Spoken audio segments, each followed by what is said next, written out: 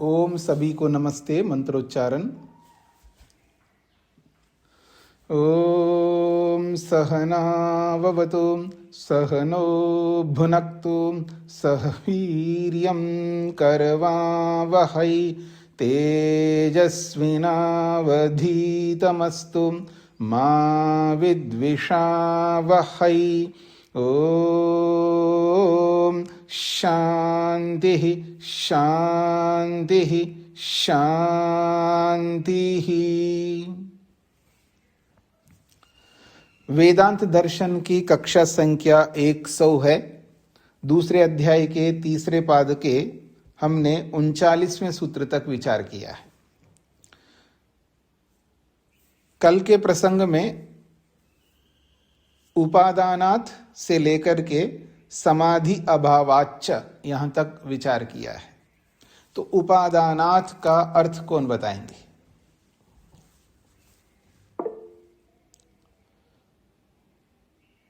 हाँ जी, ममता जी बताइए। जी स्वामी जी नमस्ते। स्वामी जी उपादान अर्थात स्वीकार करना व ग्रहण करना। तो उपादान रूपक कर्म शब्द से सिद्ध होता है कि आत्मा व जीवात्मा करता है। कैसे ना जो तदेश प्राणानाम विज्ञान विज्ञान आदाय वह जीवात्मा प्राण यह जीवात्मा प्राण के विज्ञान से व इंद्रिय रूपक ज्ञान को लेकर अपनी हृदय रूपक आकाश से सोते हैं। और जो शुक्राय आदाय पुनः इति फिर शक्ति को लेकर व शक्ति को ग्रहण करके पुनः गमन करता है, गति करता है। और विज्ञानम आदाय, और ये आदाय शब्द भी सिद्ध होता है कि जीवात्मा का कर्तृत्वपन को सिद्ध करता है। जी, अगला सूत्र है 36वां। व्यपदेशात् च क्रियायां न चेत निर्देश विपर्यय।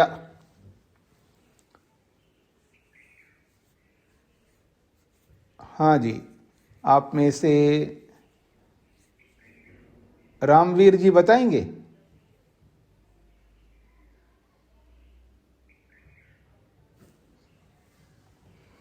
स्वामी जी, इसमें सूत्र कर्तव्य कर्मों को करने के विषय में आत्मा को कर्ता माना है, और यदि बुद्धि को मानेंगे तो उसका वचन बदलना पड़ेगा, ऐसा शास्त्रों में आता है। जी, इसी सूत्र का अर्थ डॉक्टर अनुपमा जी बताएंगी। ओम स्वामी जी सादर नमस्ते। आपको हाँ जी, हाँ बोलिए। इस सूत्र का ये अर्थ है कि जो शास्त्र में विधान क्रिया का किया है, आत्मा को कर्ता के रूप में वर्णन किया है।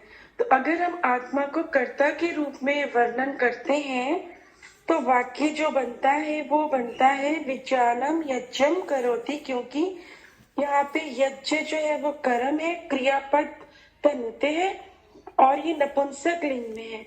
तो विज्ञान यज्ञ को विस्तार करता है, विज्ञान से हम लेंगे। लेकिन अगर हम यहाँ बुद्धि अर्थ करते हैं तो बुद्धि साधन के रूप में है, तो साधन जो है कर्ता ने कर्म को करण से साधन आएगा, तो हमें तीसरी विभक्ति लेनी पड़ेगी। तो वहां पे विज्ञानेन यज्ञम तनुते इस तरह से कहना पड़ेगा। तो विपर्य माने उल्टा करना पड़ेगा, विज्ञानन बुद्धि के द्वारा करना पड़ेगा। तो सिद्धांती कह रहे हैं कि वाक्य को बदलना होगा, तो फिर विज्ञान शब्द से बुद्धि समझेंगे। जी हाँ जी, रामवीर जी, सूत्र का अभिप्राय इस तरह भी बताना होता है। आपने भी बताया, पर आपने बहुत संक्षेप में बताया। अगला सूत्र है उपलब्धिवद अनियमः। हाँ जी, नरेंद्र पाल जी। नमस्ते स्वामी जी। जी, कभी उचित कभी अनुचित कर्म को फल देखने से आत्मा कर्म का कर्ता नहीं हो सकता, ऐसा अगर माने तो ये सही नहीं है, क्योंकि आत्मा कभी ज्ञान के कारण से इससे उचित सोचता है और कभी अनुचित ज्ञान भी उसको प्राप्त होता है। इसलिए इसको कर्ता ये मानना पड़ेगा आत्मा को। जी, शक्ति विपर्ययात जयन जी बताएंगे। नमस्ते स्वामी जी, जी। शक्ति विपर्य शक्ति आत्मा का शक्ति है अनुभूति करना, और बुद्धि एक द्रव्य है, एक साधन है, इसके कारण आत्मा में अनुभूति नहीं हो सकता। कोई आत्मा करता है तो अनुभूति बुद्धि में नहीं होता है, तो अनुभूति किसमें होता है, वो कर्ता बनाएगा, तो आत्मा कर्ता बनाएगा। जी, आपने ठीक अभिप्राय बताया है। भाषा थोड़ा सा आपका हिंदी भाषा नहीं है, कोई बात नहीं, पर अभिप्राय आपने ठीक बताया। इसी बात को निर्मला जी बताएंगे, शक्ति विपर्ययात का अर्थ।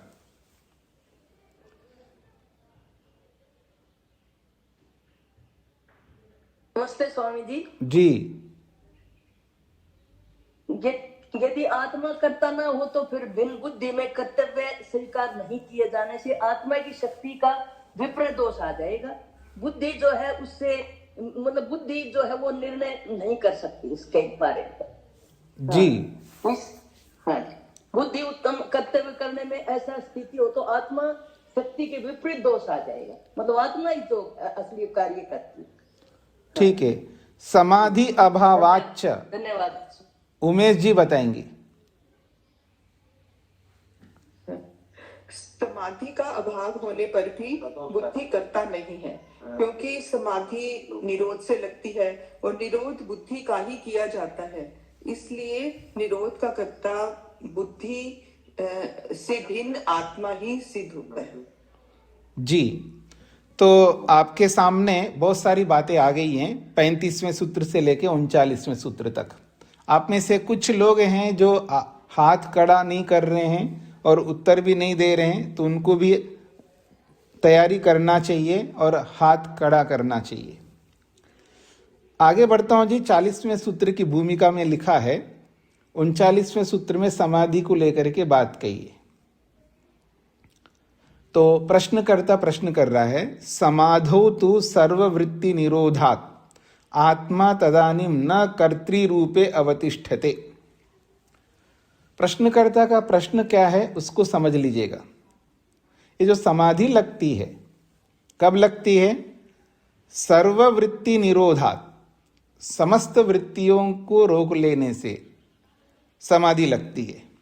जब समस्त वृत्तियां रुक गई है, तदानीम आत्मा, उस समय जो आत्मा है, न कर्तृरूपे अवतिष्ठते, उस समय कर्ता तो नहीं बन सकता। जब कर्म करे, मन से कर्म करे, तभी तो कर्ता बनेगा आत्मा। और मन को ही रोक लिया उसने, तो मन रुक गया है, तब कर्म कैसे होगा? जब कर्म नहीं होगा तो कर्ता कैसे बन पाएगा आत्मा? यह प्रश्नकर्ता का कहना है। समाधौ तु सर्ववृत्ति निरोधात्, समाधि में सभी वृत्तियों का निरोध, रोक लेने के कारण से आत्मा तदानीम न कर्तृ रूपे अवतिष्ठते, आत्मा जो है उस समाधि के काल में कर्ता के रूप में नहीं बन सकता। कथम तर्हि तस्य कर्तृत्वम सिद्ध्येत, ऐसी स्थिति में उस आत्मा का कर्तापन कैसे सिद्ध होगा? ये प्रश्नकर्ता का प्रश्न है। हाँ जी, सबको समझ में आ गया जी प्रश्न? अब इसका उत्तर दिया जा रहा है। उच्यते, समाधान दे रहे हैं, यथा च तक्षोभयथा, यथा च तक्षा उभयथा। तक्षा कहते हैं, तक्ष कहते हैं जी जो बढ़ई को कहते हैं, कारपेंटर को कहते हैं। यथा च तक्षा उभयता, यथा च वर्धिकी वास्यादि साधनेन तक्षण काले तक्षण क्रियाया कर्ता व्यक्तम दृश्यते। यथा च, जैसे कि वर्धकी, वर्धकी का मतलब है वही बढ़ई। वर्धकी वास्य आदि साधनेन, वास्य आदि साधन के द्वारा। वास्य कहते हैं छीलने वाला, काटने वाला बोल सकते हो, छीलने वाला बोल सकते हो, जो लकड़ी को छेदने वाला जो भी हो सकता है साधन, उसको वास्य कहते हैं। तो वर्धकी, ये जो बढ़ई है, कारपेंटर है, वास्य आदि साधनेन, छीलने वाले आदि साधनों से, जो भी लकड़ी को छीलने के बहुत सारे साधनों से होते हैं, उनमें से किसी एक साधन से तक्षण काले, छीलने के समय में, लकड़ी को छीलने के समय में तक्षण क्रियाया कर्ता व्यक्तम दृश्यते। तक्षण क्रियाया, छीलने की क्रिया से कर्ता के रूप में वो व्यक्ति व्यक्तम दृश्यते, प्रकट दिखाई देता है। जब वो छील रहा हो, कब लकड़ी को तोड़ रहा हो, लकड़ी को कुछ बना रहा हो लकड़ी को, तब वो उस क्रिया से पता लगता है वो छीलने वाला कर्ता है। ये स्पष्ट सबको समझ में आता है। लेकिन अतक्षण काले, जब वो छील नहीं रहा है, लकड़ी के साथ कुछ काम ही नहीं कर रहा है, तक्षण क्रियायाः तदानीं कर्ता तु न भवति। अतक्षण काले, जब वो लकड़ी के साथ कोई काम ही नहीं कर रहा है, छील भी नहीं रहा है, तो तक्षण क्रियायाः, तो तक्षण क्रिया का मतलब है छीलने की क्रिया ही नहीं हो रही है। तदानीम, ऐसी स्थिति में कर्ता तो न भवति, तब तो कर्म करने वाला कर्ता तो नहीं बन सकता।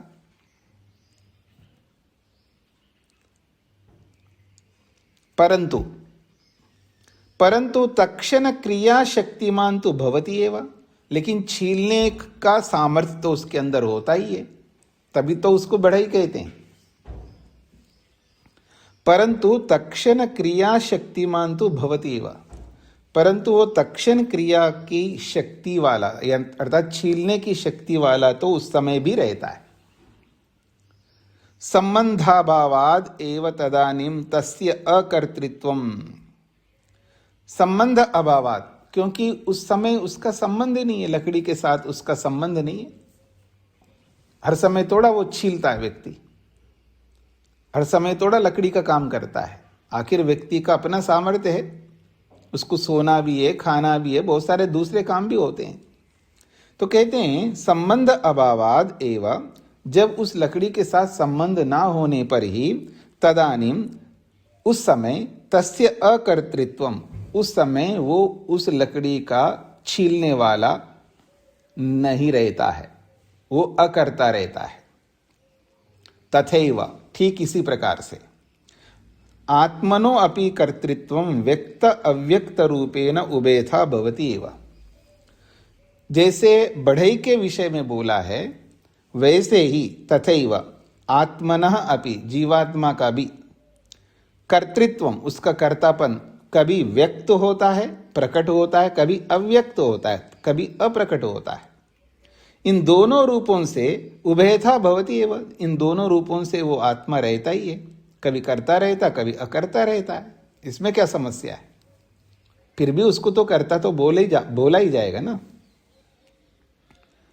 बुद्धिस्तु तस्य कार्य करने साधनम वास्यादिवत, और जो बुद्धि है, जो मन है, तस्य कार्य करने, उस आत्मा के कार्य को करने में, साधनम, वो साधन के रूप में है। उदाहरण दिया है वास्यादिवत, कुलाड़े आदि के समान, छीलने वाले के समान, तोड़ने वाले के समान। उक्तम ही कर्ता आत्मा, शास्त्र में तो आत्मा को कर्ता के रूप में बोला ही है। एष ही दृष्टा स्पृष्टा श्रोता मंता बोद्धा कर्ता विज्ञानात्मा पुरुषः। याद आ रहा? ये पीछे आया था, 33वें सूत्र में आया था।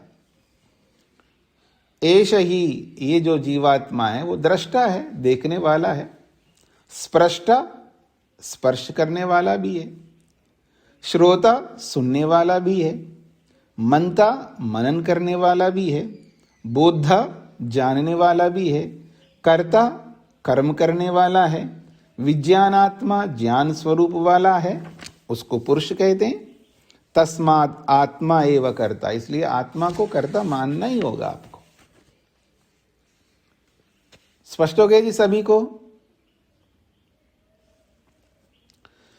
सूत्रार्थ, जिस प्रकार बढ़ई लकड़ी छीलते समय, जिस प्रकार बढ़ई लकड़ी छीलते समय, जिस प्रकार बढ़ई लकड़ी छीलते समय, जिस प्रकार बढ़ई लकड़ी छीलते समय और न छीलते समय, और न छीलते समय, और न छीलते समय, दोनों स्थितियों में, दोनों स्थितियों में बढ़ई ही रहता है, बढ़ई ही रहता है।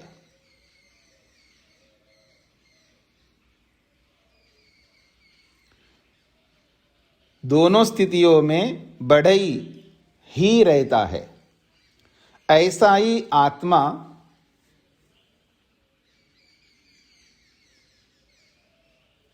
ऐसा ही आत्मा समाधि व असमाधि दोनों अवस्थाओं में,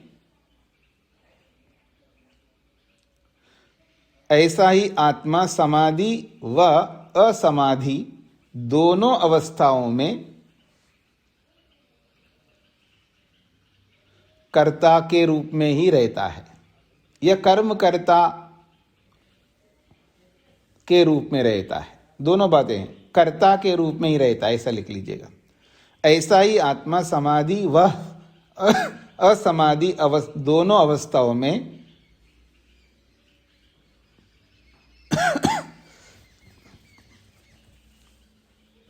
कर्म करने वाला होता है, ऐसा भी आप कह सकते हैं। जिस प्रकार बढ़ई लकड़ी छीलते समय और न छीलते समय दोनों स्थितियों में बढ़ई ही रहता है, ऐसा ही आत्मा समाधि व असमाधि दोनों अवस्थाओं में कर्म करने वाला या कर्म करता होता है, कर्म करता होता है, ऐसा लिख लीजिएगा। सुहासिनी जी।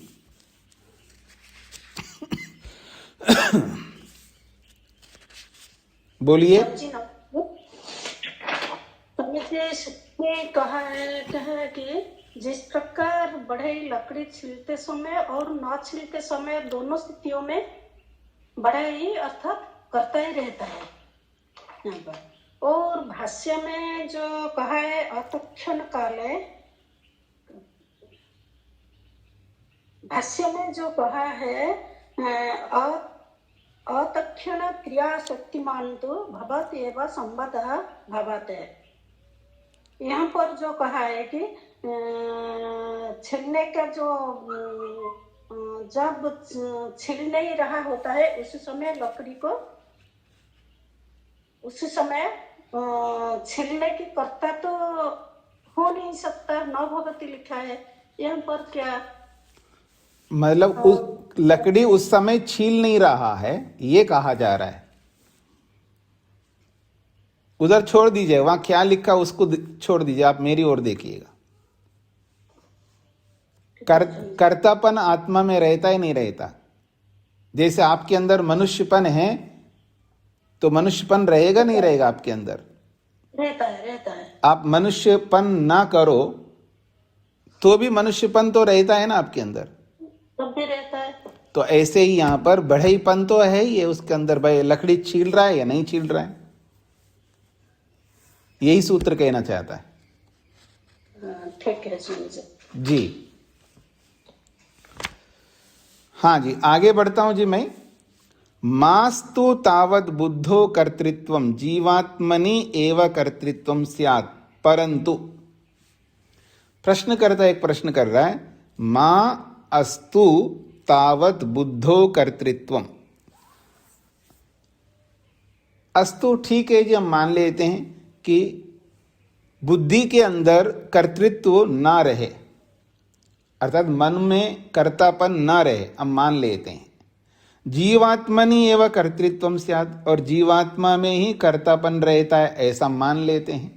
परंतु हमारा एक प्रश्न है, क्या है? तच्च, वो प्रश्न ये है, परात्तु तत्श्रुते है। हमारा प्रश्न ये है कि परात तु तत्श्रुते। प्रश्नकर्ता क्या कहना चाहता है? भाव ये है, हम मान लेते हैं बुद्धि में कर्तापन नहीं है, जीवात्मा में कर्तापन है, लेकिन हमारा प्रश्न है उसको कर्ता कैसे कहेंगे? क्योंकि उसको तो कोई दूसरा करवा रहा है। परात का मतलब है दूसरा, आत्मा को तो दूसरा करवा रहा है, क्योंकि शास्त्र भी ऐसा कहता है, आप लोग भी ऐसे कहते हैं। इधर देखिएगा, देखिए जी, ऊपर वाला करवाता है सब कुछ, मैं थोड़ा करता हूं। आप लोग क्या बोलते हैं जी? पता नहीं ये संस्कार कहाँ से ले आए आप लोग, मुसलमानों से या ईसाइयों से कहाँ से ले आए, वो आप ही जानो। ऊपर वाला भगवान मान लो ऊपर रहता है, 7वें आसमान में, 3रे आसमान, ऊपर ही दिखाता रहता आदमी। देखो जी, ऊपर वाला करवाता है। अच्छा, हाँ जी, तेज नारायण जी, आप आश्रम कब आओगे? जब भगवान चाहेगा। अच्छा, भगवान अभी नहीं चाहता होगा आपको ना आश्रम में जाना। हाँ। लोग क्या बोलते देखिएगा, लोग बोलते क्या है, बस जब भगवान करवाएगा तो, अर्थात भगवान करवाता है आपको, सब कुछ भगवान करवाता है। मेरा तो क्या है, सब भगवान कराता है। यही कहना चाह रहे हैं इस 41वें सूत्र में। परात्तु जीवात्मना कर्तृत्वम परात आत्मना परमात्मना सकाशात भवति। जीवात्मना कर्तृत्वम, जीवात्मा का जो कर्तापन है वो परात, दूसरे से होता है, अर्थात परात आत्मना, दूसरे आत्मा से। वो दूसरा कौन है? परमात्मना सकाशात, परमात्मा से भवति, होता है। कैसे? ये कैसे आप कह सकते हो कि परमात्मा से ही, परमात्मा के कारण से होता है? तत्श्रुते परमात्मा सकाशात जीवात्मनि कर्तृत्व प्रदर्शन श्रुते। परमात्मा के कारण से, परमात्मा सकाशात का मतलब है परमात्मा के कारण से जीवात्मा में कर्तृत्व का प्रदर्शन, वर्णन श्रुति में होने से, अर्थात परमात्मा ही जीवात्मा में कर्तृत्व को लाने के विषय में श्रुति कहती है, अर्थात परमात्मा ही करवाता है, ऐसा श्रुति कहती है। तद्यथा, जैसा कि श्रुति ये है, एष ई एव साधु कर्म कारयति तम यम एभ्यो लोकेभ्य उन्नीशते। एष ई एव साधु कर्म कारयति, एष का मतलब है परमात्मा, ये परमात्मा ही, एष ही एव, यह परमात्मा ही साधु कर्म कारयति, साधु कर्म का मतलब अच्छा कर्म, कारयति करवाता है। तम यम एभ्यो लोकेभ्य उन्नीशते, तम यम उस इस आत्मा को, एभ्य लोकेभ्य इन लोकों से, उन्नीशते श्रेष्ठ लोक में ले जाता है, उत्कृष्ट लोक में ले जाता है, इस भूलोक से स्वर्गलोक में ले जाता है, ऐसा। और क्या कहता है शास्त्र? एष ही एव असाधु कर्म कारयति, और यही परमात्मा उसको असाधु कर्म कारयति, पाप कर्म करवाता है। तम यम अधो निनीशते, और तम यम उस इस आत्मा को अधो निनीशते, अधः इस पृथ्वीलोक से भी अधलोक में, अर्थात नरक लोक में, पाताल लोक में ले जाता है। तो शास्त्र तो कह रहा है परमात्मा ही अच्छा कर्म करवाता है, परमात्मा ही बुरा कर्म करवाता है। तस्मात् जीवात्मा कर्मणि न स्वतंत्र, इसलिए जीवात्मा कर्म करने में स्वतंत्र नहीं है। मैंने, मेरा क्या दोष है? तो भगवान ने करवाया।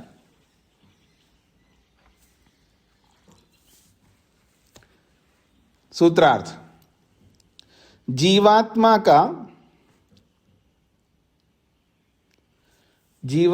का कर्तृत्व जीवात्मा का कर्तृत्व परमात्मा के कारण से होता है। जीवात्मा का कर्तृत्व परमात्मा के कारण से होता है। जीवात्मा का कर्तृत्व परमात्मा के कारण से होता है।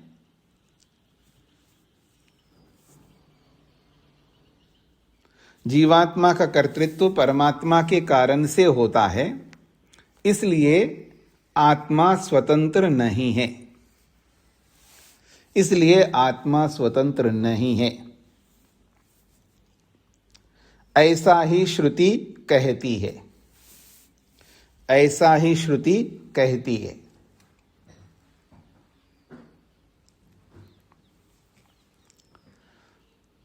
जीवात्मा का कर्तृत्व परमात्मा के कारण से होता है, इसलिए आत्मा स्वतंत्र नहीं है, ऐसा ही श्रुति कहती है। यह प्रश्नकर्ता का सूत्र हुआ। अब उत्तरकर्ता का सूत्र है उत्तरयति। अब इसका उत्तर समाधान दिया जाता है।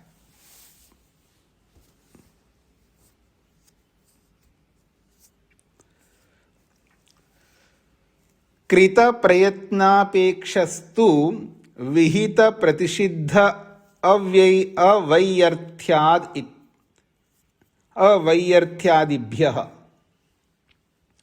कृत प्रयत्न अपेक्षः तु कृत प्रयत्नापेक्षः तु विहित प्रतिषिद्ध अवैयर्थ्यादिभ्यः अवैयर्थ्यादिभ्यः एक शब्द है। कृत प्रयत्नापेक्षस्तु नहीं परमात्मा निर्निमित्त कारयति। परमात्मा निर्निमित्त नहीं कारयति। परमात्मा बिना कारण से कोई कर्म नहीं करवाता है। नहीं का मतलब नहीं। नहीं का अर्थ है नहीं। हिंदी में जो नहीं होता है ना, संस्कृत में न ही, ये अलग अलग शब्द है। न ही परमात्मा निर्निमित्ता बिना कारण के कर्म नहीं कारयति करवाता है। फिर क्या करता है? कुर्वन्तम प्रेरयति, करते हुए को प्रेरित करता है। अगर कोई अच्छा कर्म करना चाह रहा है, कर रहा है, तो उसको करने वाले को करते हुए को प्रेरित करता है। स खलु प्रेरयिता, वो तो प्रेरक है, प्रेरणा करता है। कृत प्रयत्नापेक्षो अस्ति, हाँ कृत प्रयत्नापेक्षा, किए हुए प्रयत्न के अनुसार वो करता है। जैसा प्रयत्न करो वैसा वो प्रेरणा करता है। यथा ही कृतः प्रयत्नो धर्माधर्म रूपो येन जीवात्मना तदपेक्षा स प्रेरयिता तो भवति। इसी को स्पष्ट कर रहे हैं। यथा ही जैसा कि कृत प्रयत्न, कोई व्यक्ति कोई प्रयत्न कर रहा है, चाहे धर्म का प्रयत्न कर रहा है या अधर्म का प्रयत्न कर रहा है। येन जीवात्मना, जिस कारण से जीवात्मा के द्वारा या जिस जीवात्मा के द्वारा जब प्रयत्न किया जाता है, तद अपेक्षा, उस प्रयत्न की अपेक्षा से, स वह परमात्मा प्रेरयिता तो भवति, वो प्रेरणा करने वाला तो होता है। हाँ जी, यहां भ्रांति में नहीं जाना, मेरी ओर देखिएगा, भ्रांति में नहीं जाना। हाँ जी, मेरे मन में आया कुछ दान करने का, तो भगवान का है दे दे दे, और अभी अभी दे दे, जल्दी दे दे। अद्येव कुरु यच्छ्रेयो, जो अच्छा काम है अभी कर ले, तो उसको उत्साह उत्पन्न करता है, उमंग उत्पन्न करता है, श्रद्धा उत्पन्न करता है। ये प्रेरणा कर रहा है। हाँ जी, मेरी ओर देख नहीं रहे आप लोग। और मेरे को आप में से किसी एक चांटा मारने की इच्छा हो रही है, तो परमात्मा भी जो प्रेरणा है, ऐसा मत कर, ये गलत बात है। तो अध्यापक होकर के ऐसा कैसे सोच रहा है? ये गलत बात है। ये प्रेरणा कर रहा है परमात्मा। गलत करने की इच्छा मन में आ रही है, या गलत करूं ऐसा मन में सोच रहा हूं, प्रयत्न कर रहा हूं ना कि आपको एक चांटा मारूं, तो उसी समय परमात्मा प्रेरणा करता है। नहीं, भय उत्पन्न करता है, लज्जा उत्पन्न करता है, प्रेरणा तो करता है परमात्मा, लेकिन जब आप प्रयत्न करोगे तभी करेगा। इसलिए यहां पर कोई उल्टा अभिप्राय मत लेना कि परमात्मा प्रेरणा करता है जी, तो पाप करते समय भी परमात्मा ने प्रेरणा की इसलिए मैंने पाप किया, इसका यह मतलब नहीं है। इसलिए स्वामी दयानंद को भी पढ़ना पड़ेगा ना आपको। यदि स्वामी दयानंद को नहीं पढ़ोगे तो इसका वही अर्थ निकालोगे आप। इसलिए जो शास्त्र होते हैं ना वो एक दूसरे के पूरक होते हैं। जो अलग अलग शास्त्र जो होते हैं ना वो एक दूसरे के पूरक होते हैं। कहीं भ्रांति हो रही हो तो दूसरा शास्त्र उस भ्रांति को पूरा कर देता है। तो आगे बढ़ता हूं जी मैं। नहीं निर्निमित्ता प्रेरेता, बिना निमित्त के बिना कारण के परमात्मा कभी प्रेरित नहीं कर सकता।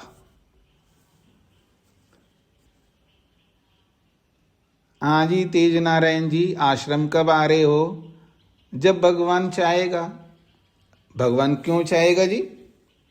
आपने कोई प्रयत्न तो किया ही नहीं, तो भगवान क्यों चाहेगा? जब आप प्रयत्न करो, हाँ जी बेटा मेरे को आश्रम जाना है, मेरा टिकट कर दो, जब ऐसी बात मन में आएगा ना तब प्रेरणा करेगा। अच्छा काम है, जाओ सत्संग करो। जब आप प्रयत्न करोगे तभी तो परमात्मा जो है प्रेरित करेगा ना। जब आप प्रयत्न ही नहीं करोगे, भगवान क्यों चाहेगा? कोई रिश्तेदार है क्या भगवान आपका? भगवान चाहेगा तो मेरा हो जाएगा, भगवान नहीं चाहेगा तो नहीं होगा। भगवान क्यों चाहेगा जी?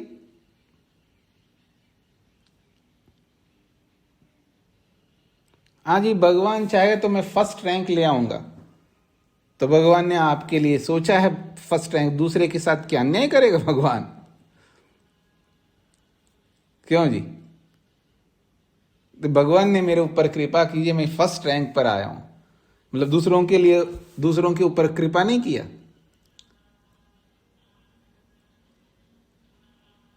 नहीं जी, भगवान ने कृपा की लेकिन मैंने मेहनत किया। ठीक है, आपने मेहनत किया इसलिए आया।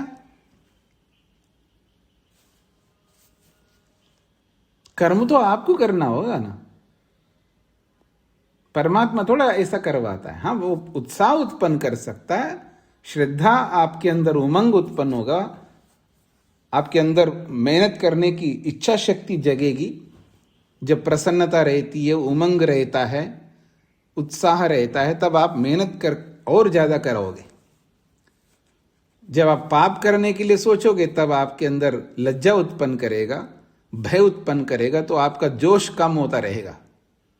ये भगवान करता है।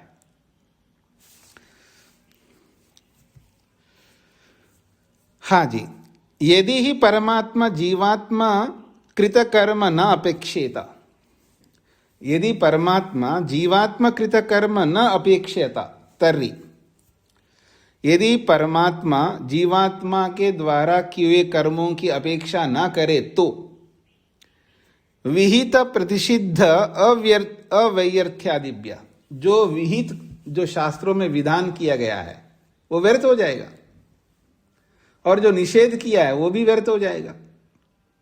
क्योंकि भगवान तो कह रहा कि ये करो और ये नहीं करो। अगर भगवान ही करवा रहा है तो ये फिर विधान क्यों किया? आपको ऐसा करना चाहिए, ये विधान क्यों करेगा? और भगवान ही करवाता है पाप आदि जो भी गलत काम, तो भगवान ये क्यों निषेध करता है कि ऐसा मत करो, ऐसा मत करो? इसलिए कह रहे विहित प्रतिषिद्ध अवैयर्थ्यादिभ्य, यदि परमात्मा जीवात्मा के किए हुए कर्मों की अपेक्षा नहीं करे तो, यदि परमात्मा जीवात्मा के द्वारा किए गए कर्मों की अपेक्षा न करे तो शास्त्रेषु विहित कर्मणाम प्रतिषिद्ध कर्मणाम च प्रतिपादनम व्यर्थम स्यात्।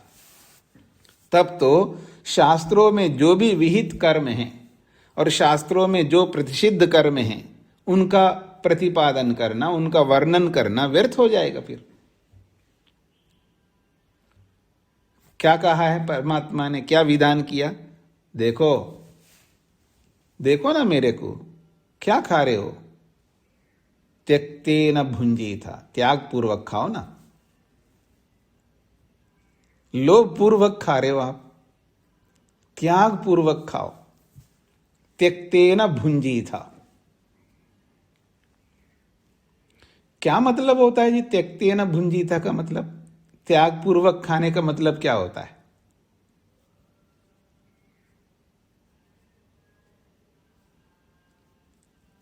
बोलते रहते होंगे, सुनते रहते होंगे ना आप लोग कि त्याग पूर्वक भोग करो, क्या मतलब होता है?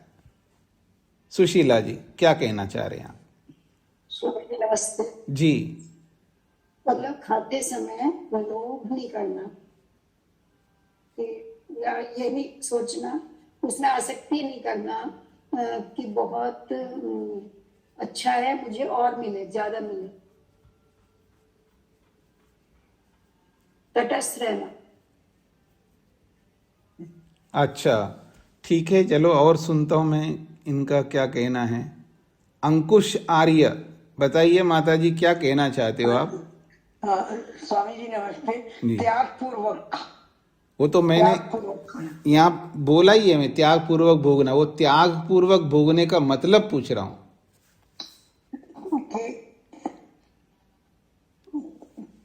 नहीं पता है, कोई बात, नहीं निकल नहीं रहा त्याग। कोई बात नहीं। हम उसके लालच में न पड़े। ये तो अभी अभी सुशीला जी ने बता दिया है, कोई नया अर्थ ऐसा है कि ये नहीं तो ये अर्थ होगा, ये नहीं तो ये अर्थ होगा, ऐसा तुक लगा करके कोई नहीं बोले। पता है तो बोलना चाहिए, नहीं तो नहीं बोलना चाहिए। हाँ जी, ममता जी क्या कहेंगी? जी स्वामी जी, केवल मात्र साधन रूप में भोग करना। अच्छा चलिए कोई बात नहीं, त्याग पूर्वक भोगने का मतलब समझ लीजिएगा। त्याग पूर्वक भोगने का मतलब ये होता है अपरिग्रह से भोगना, अपरिग्रह से भोगना। और आप जब भोगते हैं तो परिग्रह से भोगते हैं, आपने त्याग ही नहीं किया। आपके पास 2 गाड़ियां चाहिए, आपके पास 2 मकान चाहिए, आपके पास ज्यादा से ज्यादा पैसा चाहिए, आपके पास सब चाहिए, तो दूसरों को तो मिल ही नहीं रहा है। फिर आप त्यागपूर्वक क्या भोग रहे हैं? त्यागपूर्वक भोगने का मतलब है सबको मिलना चाहिए ना। ओम अन्नपते अन्नस्य नो देयि अनमीवस्य शुष्मिना प्रप्रदातारम तारिश ऊर्जम नो धेयि द्विपदे चतुष्पदे। सबको मिलना चाहिए ना, जो आप भोग रहे हो सबको मिलना चाहिए।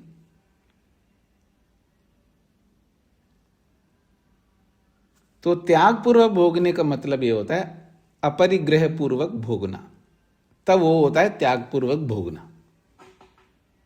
ये आदमी नहीं समझ पाता है। सत्यम वद, ये तो आप जानते ही हैं। अक्षयर मां दिव्य, जुआ नहीं खेलना चाहिए, ये भी जानते हैं। मां गृध कस्य स्विधनम, ये नहीं जानते। मां गृध कस्य स्विधनम, किसी का भी धन को नहीं चाहना है, ये नहीं जानता आदमी। दूसरे के धन पर व्यक्ति की निगाह रहती है, ये भी समझ नहीं पा रहा है व्यक्ति, क्योंकि अपरिग्रह में नहीं रहता है ना, परिग्रह में रहता है। उसको कैसे पता लगेगा? उसको ये समझ में नहीं आ रहा है कि मेरे पास एक मकान हो गया, दूसरा मकान भी होना चाहिए। ये वो विषय है जो दूसरे के हक को मार रहा है व्यक्ति।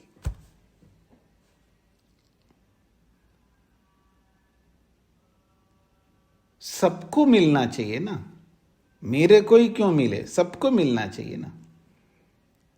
दूसरे के धन पर निगाह रखते हैं हम लोग।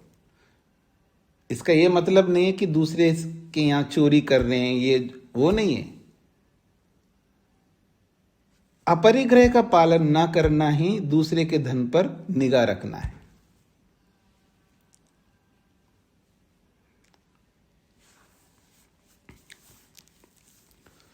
हाँ जी, आगे बढ़ता हूं जी मैं। शरीर वैचित्र्यम भोग वैविध्यम अपि न दृश्येत। शरीर वैचित्र्यम, शरीर में विचित्रता। देखो नाक कैसा आदमी का, लंबा नाक है किसी का, या क्या बोलेंगे, बहुत छोटा सा नाक है, बहुत मोटा सा नाक है, कैसी कैसी आंखें हैं, कैसे कैसे कान हैं, कैसे हाथ हैं, कैसा शरीर है, कितना नाटा है, कितना लंबा है। शरीर वैचित्रम, शरीर में विचित्रता है, अलग अलग प्रकार के शरीर है। और भोग वैविध्यम अपि च दृश्यते, भोगों में भी भिन्नता दिखाई दे रही है, अलग अलग प्रकार के भोग है लोगों के, और ये सब दिखाई नहीं देना चाहिए। यदि भगवान ही करवा रहा है, सब कुछ भगवान करवा रहे, तो फिर ये अंतर क्यों मिला जी? मेरे को सांवला क्यों बनाया भगवान ने, और आपको गोरा क्यों बनाया? मेरे को नाटा क्यों बनाया, आपको इतना लंबा क्यों बनाया? क्या आंखें हैं जी आपके, और मेरे देखो। तो ये क्यों अंतर किया भगवान ने मेरे साथ में? जब भगवान ही करवाता है, पर ये अंतर नहीं आना चाहिए, शरीरों में अंतर नहीं आना चाहिए, भोगों में अंतर नहीं आना चाहिए। मेरे को तो खाने को नहीं मिलता और आपके पास इतना ही खाना है कि आप खाना नहीं चाहते हैं। आपके घरों में जो बच्चे होते हैं ना जी, पोते पोतियां, बढ़िया खाने को रखते हैं घर पे अंदर, वो खाते नहीं वो बच्चे। आप खिलाना चाहते वो खाते नहीं है। और जो खाना नहीं चाहते, जिनके बच्चे खाना नहीं चाहते लेकिन उनके पास बहुत है, और जिनके ऐसे बच्चे हैं जो खाना चाहते उनके पास खाना नहीं है, ये भिन्नता क्यों है? फिर यदि सब कुछ भगवान करवाता है तो ये भिन्नता नहीं होनी चाहिए। यही कहना चाह रहे हैं यहां पर। इति एष दोषो न प्रसज्येत इति हेतु न निर्निमित्त परमात्मा। इसलिए इति एष दोषो न प्रसज्येत, फिर तो ये दोष नहीं आना चाहिए। इति एष दोष न प्रसज्येत, ये जो दोष आ रहा है, अलग अलग प्रकार के शरीर, अलग अलग प्रकार के भोग, ये तो दोषपूर्ण है ना। जब सब कुछ भगवान करवाता है तो मेरा क्या दोष है जी? मेरे को गरीब पैदा किया, मेरे को बिल्कुल स्लम में पैदा किया, मेरे को अंधा बना दिया, मेरे को लूला बना दिया, मेरा क्या दोष है जब सब कुछ भगवान करवाता है? तो इसलिए इति हेतु न निर्निमित्ता, इसी हेतु से पता लगता है परमात्मा बिना कारण के ये सब नहीं करता है। फिर क्या करता है? कुर्वन्तम प्रेरयति। हाँ, आप अपनी इच्छा से जब कर्म करते हो तब प्रेरणा करता है, किंतु कृत प्रयत्नापेक्षा एवं प्रेरयति। जो प्रयत्न करता है उसी को प्रेरित करता है। जो प्रयत्न ही नहीं करता है, जो अच्छा कर्म ही नहीं करना चाहता है, उसको कभी भी उत्साह आदि प्रेरित नहीं करता है। वस्तु तो पर जीवात्मा स्वतंत्र करता, वास्तव में तो जीवात्मा स्वतंत्र करता है, स्वयं अपनी मर्जी से कर्म करता है। परमात्मा तो प्रेरका, परमात्मा तो केवल प्रेरणा करने वाला होता है। दो प्रकार की प्रेरणा है परमात्मा की, अच्छे कर्म करने की प्रेरणा है, और गलत कर्म को न करने की प्रेरणा है। ये दो प्रकार की प्रेरणा परमात्मा करता है। परमात्मा तो प्रेरका केवलम अस्ति कर्मापेक्षे न निर्निमित्ता। परमात्मा प्रेरक है, पर केवल कर्म की अपेक्षा से ही वो प्रेरक है। न निर्निमित्ता, वो बिना कारण के कोई प्रेरणा नहीं करता। नहीं प्रेरणायाम दोषो भवति, प्रेरणा में कोई दोष नहीं आता है। परमात्मा अगर दो प्रकार की प्रेरणा करता है, ऐसा प्रेरणा करने में कोई दोष आए, ऐसा कोई दोष नहीं आता है।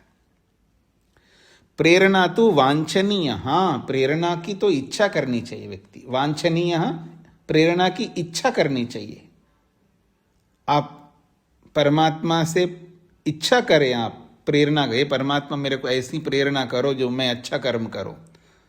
धियो यो नः प्रचोदयात्, हे परमेश्वर मेरी बुद्धियों को अच्छे मार्ग पर चलाना, मैं अच्छे मार्ग पर प्रवृत्त हूं, ऐसा मेरे को प्रेरणा करना। ऐसी तो प्रेरणा की इच्छा करनी चाहिए। विश्वानि देव सवितर दुरितानि परासुव यद भद्रम तन्न आसुव। विश्वानि दुरितानि, हे देव हे सविता, विश्वानि दुरितानि, जो मेरे अंदर अलग अलग प्रकार के दुरित है, दुर्गुण है, दुर्व्यसन है, बहुत गलत आदतें हैं, उन सब को परासुव, दूर करना। परमात्मा दूर करना का मतलब परमात्मा खुद दूर नहीं करता है। परमात्मा मेरे को ऐसी प्रेरणा करो, मेरे को ऐसा दुख सामने दिखाओ जिससे कि मैं इन दुरितों को दूर कर सकूं, ये इसका तात्पर्य होता है। हाँ जी, एक आदत है जी मेरे में, मैं बहुत खाता हूं। अब ये जो दुरित है, ये जो बुरी आदत है ज्यादा खाने की, हे परमात्मा मेरे को ऐसी प्रेरणा करो, मेरे सामने ऐसे ऐसे दुख रख दो ताकि मैं ये ज्यादा खाना बंद कर दूं।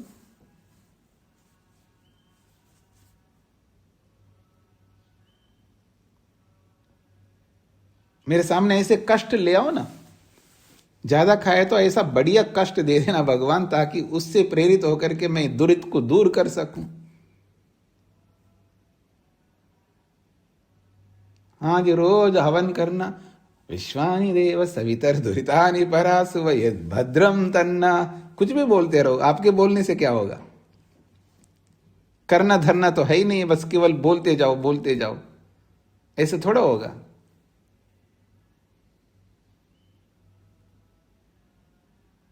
प्रयत्न पूर्वक आपको बोलना होगा, प्रयत्न करके बोलना होगा, दोनों बातें। प्रयत्न करके फिर बोलो या प्रयत्न करते हुए बोलो। बिना प्रयत्न किए केवल मंत्र बोलने से थोड़ा दूर हो जाएंगे और भद्र हमारे अंदर आ जाएंगे। तो परमात्मा के लिए तो ये, परमात्मा से ऐसी प्रेरणा तो चाहनी चाहिए, पर इस चाह की पूर्ति तब होगा जब मैं प्रयत्न करूंगा, ये इसका तात्पर्य है। सूत्रार्थ, जीवात्मा के द्वारा किए जाते हुए, जीवात्मा के द्वारा किए जाते हुए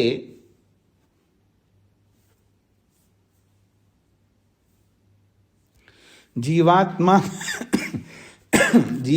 के द्वारा किए जाते हुए कर्मों के अनुसार, जीवात्मा के द्वारा किए जाते हुए कर्मों के अनुसार, जीवात्मा के द्वारा किए जाते हुए कर्मों के अनुसार परमात्मा की दो प्रकार की प्रेरणा होती है। परमात्मा की दो प्रकार की प्रेरणा होती है।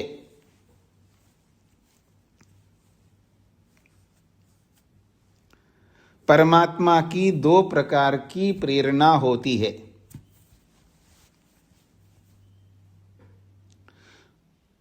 अन्यथा विधि निषेध की व्यर्थता सिद्ध हो जाएगी। अन्यथा विधि निषेध की व्यर्थता सिद्ध हो जाएगी। अन्यथा विधि निषेध की व्यर्थता सिद्ध हो जाएगी। जीवात्मा के द्वारा किए जाते हुए कर्मों के अनुसार परमात्मा की दो प्रकार की प्रेरणा होती है। अन्यथा विधि निषेध की व्यर्थता सिद्ध हो जाएगी। तो दो प्रकार की प्रेरणा समझ में आ गई ना आपको, उसको लिखने की आवश्यकता नहीं है, संकेत है। इसलिए इस सूत्र का और पूर्व सूत्र का, इन दोनों सूत्रों से कोई भ्रांति पैदा नहीं करनी है। शोभा जी को क्या कहना है?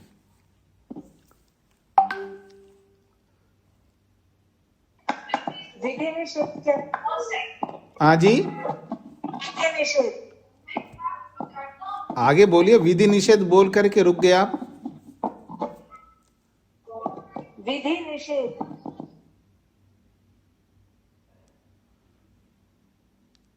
आप मेरी बात नहीं सुन रहे हैं। आपने केवल विधि निषेध इतना बोला है, आगे क्या पूछना चाहते ये नहीं बोलोगे तो मैं कैसा उत्तर दूंगा? विधि निषेध का अर्थ ही पूछ रहे हो। मतलब विधि निषेध किसको कहते हैं ये पूछ रहे हैं, तो ये पूरा बोलिए ना, आप आधा क्यों बोल रहे हो? तो विधि का मतलब है ऐसा करो और निषेध का मतलब है ऐसा ना करो। विधि का मतलब है करना और निषेध का मतलब है न करना। तो ऐसा करो, ऐसा करना, और निषेध का मतलब ऐसा मत करना। ये दोनों दिए ना। त्यक्तेन भुंजीता, त्याग पूर्वक भोग करो, ये विधि है। सत्यम वदा, ये विधि है। अक्षर माँ दिव्या, ये निषेध है। माँ गृध कस्य स्विद्धनम, ये निषेध है। निषेध भी है और विधि भी है। अजीत जी को क्या कहना है? जी स्वामी जी नमस्ते जी, मैं चाहूंगा कि एक बार दोबारा इनको बता दीजिए, दोनों ऊपर 41 और 42 में कि ईश्वर ऊपर तो किया, ईश्वर वो तो आएगा तभी साढ़े तक आएगा। हाँ नरेश जी माइक बंद करके रखना होता है। हाँ अब बोलिए जी। ऊपर 41वें में तो ये प्रश्न करता है कि ईश्वर द्वारा ही जीवात्मा कर्म करता है, तो जीवात्मा का अस्तित्व नहीं है। आप दूसरे ही यहाँ ये थोड़ा बोला जीवात्मा का अस्तित्व नहीं है। 41वें सूत्र में ये बोला था जीवात्मा का अस्तित्व नहीं है। नहीं, ये तो मैं कह रहा हूँ ना कि जीवात्मा को वो कर्ता नहीं मानता है, परमेश्वर को ही कर्ता मानता है। इससे ये थोड़ा सिद्ध होता है जीवात्मा का अस्तित्व नहीं है। आपको ये बोलना है कि जीवात्मा स्वयं नहीं करता, परमात्मा करवाता है, ऐसा बोला है। ये बोलिए। जी जी जी ठीक है, यही करना चाह रहा था मैं। तो और यहाँ इसमें जो बताया कि भाई यहाँ ये सिद्ध कर रहे हैं कि जीवात्मा ही करता है, कर्म करने वाला जीवात्मा ही है।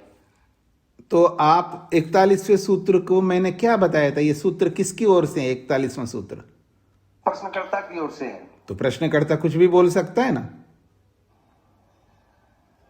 प्रश्नकर्ता तो कुछ भी बोल सकता है, इसलिए तो उत्तरकर्ता आकर के उसका उत्तर सही देता है। अब आपको क्या पूछना, आप बताइए। जी इसमें जो आपने इसमें जो ये प्रश्न किया कि ऐसा वेदों में कहा गया है, सुक्ति में कहा गया है, इस पे मुझे संशय हुआ। आप गलत संशय कर रहे हो ना, आप सब पकड़ ही नहीं रहे हो। जब प्रश्नकर्ता की ओर से 41वां सूत्र है तो वेदों में ऐसा कहा गया है, श्रुति में ऐसा कहा गया, ऐसा प्रश्नकर्ता बोल रहा है ना। जी जी प्रश्नकर्ता तो कुछ भी बोल सकता है ना। अच्छा, उसकी छूट है, वो अप्रमाणिक बात भी कर सकता है। अब क्यों नहीं कह सकता? प्रश्नकर्ता तो कुछ भी पूछ सकता है ना। वो किसी भी बात को तरोड़ मरोड़ करके कुछ भी ढंग से पेश कर सकता है ना। जी जी वेदों में लिखा है कि मूर्ति की पूजा करनी चाहिए, प्रश्नकर्ता तो कुछ भी बोल सकता है। तो आपको उत्तर देना है जी, कहाँ लिखा दिखाओ। जी आ गया समझ में स्वामी जी, यही भ्रांति थी कुछ। जी और किसी कुछ पूछना है जी?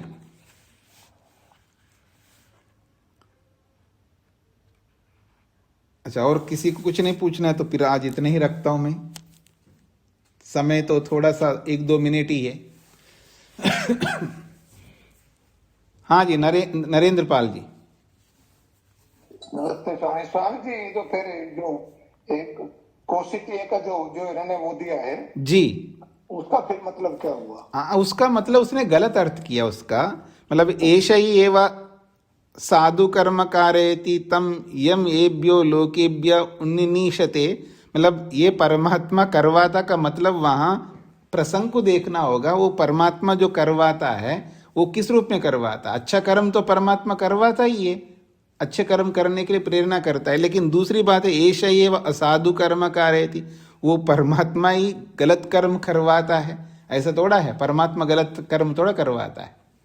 इसका अर्थ समझना पड़ेगा कि वो क्या कहना क्या चाहता है। वहां पर पूर्वापर प्रसंग को देखना चाहिए। उसने गलत अर्थ किया यहाँ पर, बस इतना ही समझना है हमको। धन्यवाद स्वामी जी। हाँ जी, निर्मला जी को क्या कहना है? नमस्ते स्वामी जी। ये तेक्तेन बुझिया का अर्थ ये है कि त्यागपूर्व भगवान का मान करके हर चीज को हमें प्रयोग करना है। नहीं, ऐसा नहीं बोला मैंने। अच्छा, क्या बोला मैंने? क्या बोला था? मतलब त्याग मतलब उसको ज्यादा अप्रत्यय की भावना को ज्यादा इकट्ठी नहीं करना चीजों को। हाँ, मतलब आप कम से कम आवश्यकता जितनी उतना ही रखेंगे तो दूसरों को मिलेंगी ना वस्तुएं। ठीक है। तब त्याग पूर्वक भोगना। प्रत्याहार करना है, आपने ये बताया प्रत्याहार। तो प्रत्याहार ये मतलब अपना ये नहीं कि मेरा दिया, परमात्मा ने दिया। प्रत्याहार नहीं बोला, अपरिग्रह बोला है। हाँ अपरिग्रह, सॉरी अपरिग्रह उल्टा जी जी तो नियम का याद आ गया जी। अपरिग्रह, ठीक है। हाँ जी, रामवीर जी को क्या कहना था? स्वामी नमस्ते, ये सूत्र नंबर 40 से ऊपर है, समाधौ तु सर्ववृत्ति निरोधात्मा तदानीं न कर्तृरूपे कथम तर्हि तस्य कर्तृरूप सिद्धे तो उच्यते। इसका समाधौ तो सर्ववृत्ति निरोधात, जब समाधि के काल में सभी वृत्तियां रुक जाती है ना, तो मन रुक जाता है। तो जब मन रुक ही गया तो कर्म कैसे होगा? कर्म मन से होता है ना, और मन कर्म करने वाला रुक गया, अब कर्म तो कर नहीं सकता। तो जब कर्म ही नहीं कर सकता तब कर्म के किए बिना कर्ता कैसा रहेगा? ये प्रश्नकर्ता का प्रश्न है। धन्यवाद जी। सुशीला जी को क्या कहना है?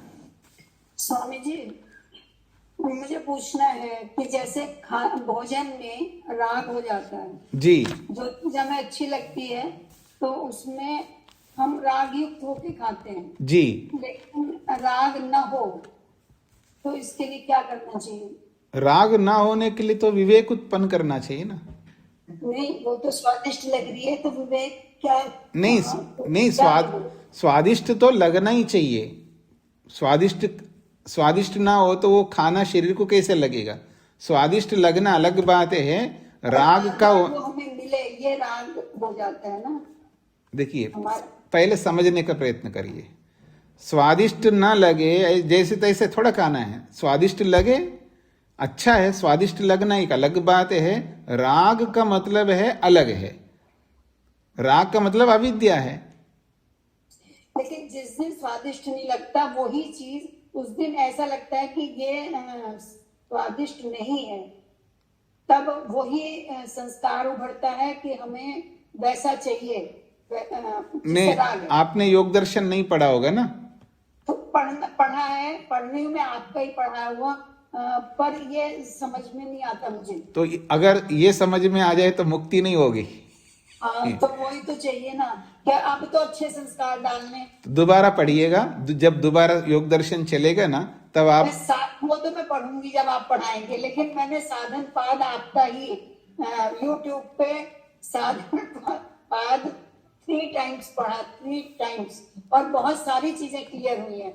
लेकिन यहाँ आके मैं अटक जाती हूँ जब भोजन का होता है या द्वेष और मोह का जब होता है तो यहाँ अटक जाती हूँ। हाँ, तो उसका भी क्लियरिटी हो जाएगी। जब इतना सारी चीजें समझ में आ गई है तो इसको भी समझने में थोड़ा सा और वक्त लग जाएगा, वो भी समझ में आ जाएगा। तो उसके लिए ये संस्कार अच्छे बन जाएंगे तो फिर हम भी आपके जैसे रास्ते पे चल पाएंगे ना, संन्यास ले पाएंगे, इस जन्म में नहीं तो अगले किसी जन्म में। हाँ, तो उसके लिए वेट करना पड़ेगा ना। आप थोड़ा सा धैर्य रखिएगा, धीरे धीरे समझ में आ जाएगा। तो संस्कार कैसे हटाने ये आप क्लियर कर दो। तो मैं 1 मिनट में नहीं बता सकता हूँ ना, उसके लिए बहुत समय चाहिए, मेरे को भी और आपको भी। मैं फिर पढ़ लूंगी वैसे, अब जब आप पढ़ाएंगे ना, मतलब जी अपने उसमें, तो मैं पढ़ूंगी अब जब आप पढ़ाने वाले हैं। ठीक है। हाँ जी, और कौन है जिन्होंने हाथ खड़ा किया? राम नारायण स्वामी, क्या कहना है आपको? अभी तो समय हो गया, फिर कभी पूछ लीजिएगा। जब प्रश्नोत्तर का समय आएगा तब पूछिएगा। धन्यवाद। ओम शांति शांति शांति।